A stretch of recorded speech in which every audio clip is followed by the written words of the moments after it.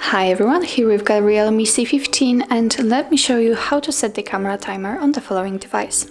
So all you have to do is simply open the camera app, and as you can see now the photo is taken right after clicking on this button.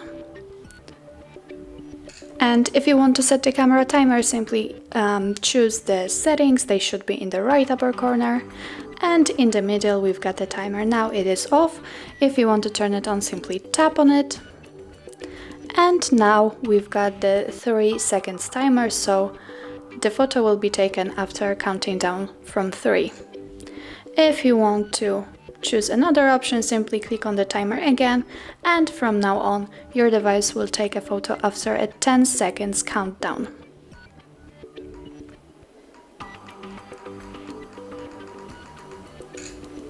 And that's all. If you want to turn it off, simply click on the timer again, and now we are taking photos right away, clicking the shutter button. So that's all. This is how you set camera timer in your Realme C15, and if you find that this video was helpful, please hit the subscribe button and leave the thumbs up.